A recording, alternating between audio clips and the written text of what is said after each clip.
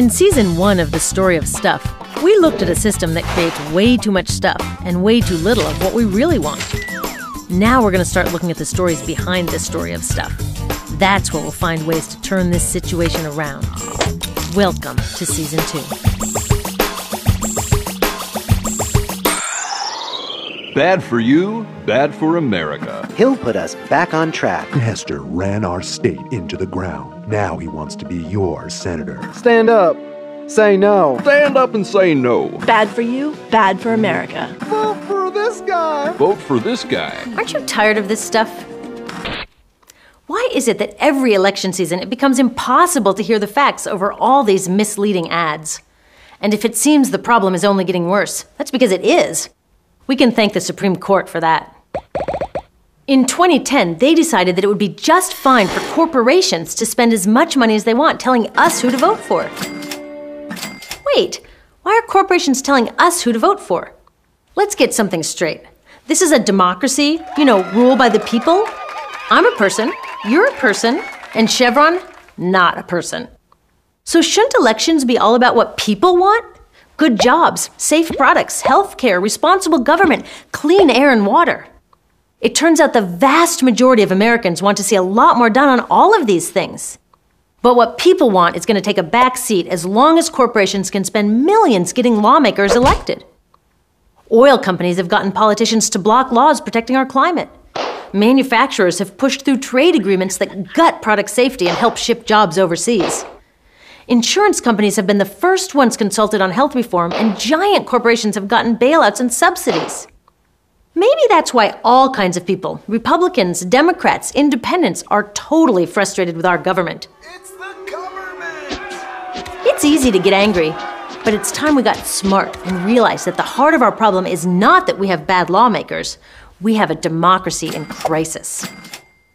85% of Americans feel that corporations have too much power in our democracy and people have too little.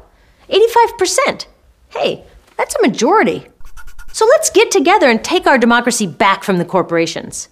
It's the first and most important step in making real progress on all the issues that people care most about.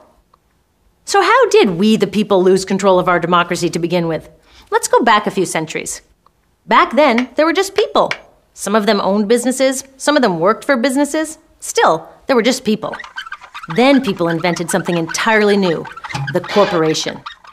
These legal entities exist independently of the people who own them. If a corporation does something that gets it into trouble, the owners can say, "Don't blame me, blame the corporation. I'm just a shareholder."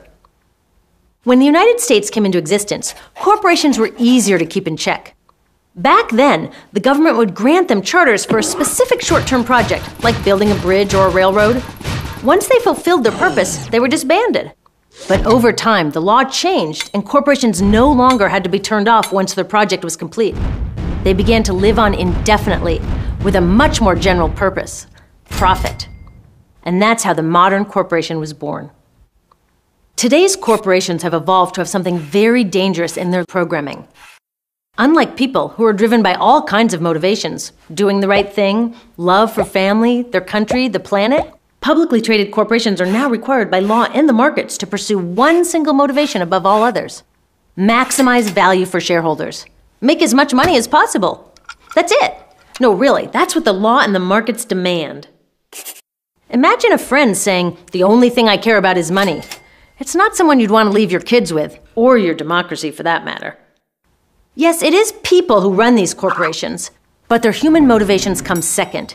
If they prioritize anything at all over maximizing profits, they're out of there. Can corporate leaders do good things like give to charity or try to be more green? Sure, but not if it conflicts with maximum profits. And since their humble beginnings, corporations have grown huge. 53 of the 100 biggest economies on Earth now are corporations. So corporations have a single-minded profit motive. They're humongous, and their owners can easily dodge the blame for any harm they cause. That makes them tricky to share a country with. If we want them to serve us and not the other way around, they need some basic ground rules. And that's where the government comes in, setting rules to keep things fair and safe and to protect society from corporations run amok. Now, if their main objective is to maximize profit, do you think corporations are content to follow the rules that keep them in check? No, of course not. They want to write those rules. But who is supposed to write the rules in a democracy? People. That's why one of the corporation's key strategies for sneaking into our democracy is saying that they should have the same First Amendment rights as real live people. And that's exactly how they won the 2010 Supreme Court case known as Citizens United versus FEC. In that case, 5 members of the Supreme Court decided that it's unconstitutional to put any limits on how much money corporations can spend influencing elections. Why? They said these limits violate the First Amendment guaranteeing free speech. Now, obviously, our founding fathers who wrote the First Amendment were trying to protect the free speech of people.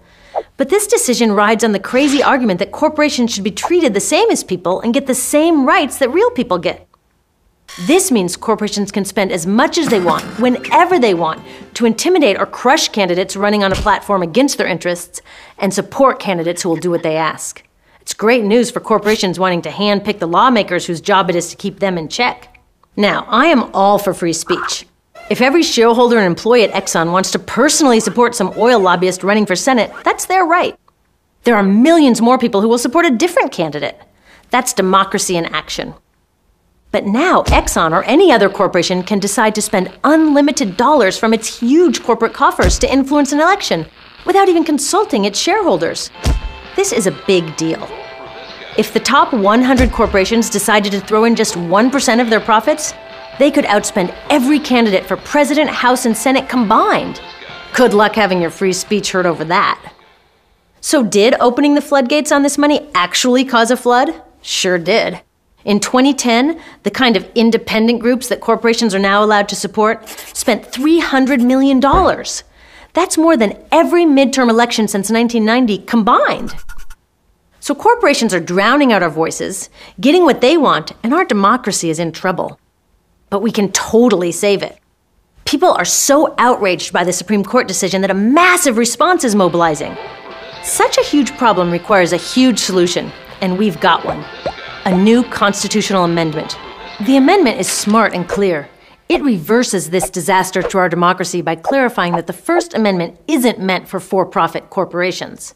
I get that amending the Constitution is a big, ambitious goal, but it's not impossible. Every time huge positive change has been made in this country, it's because people dreamed big, aimed high, and set ambitious goals. It's time to do that now, because the life of our democracy is on the line. Public financing of campaigns would be another huge step forward.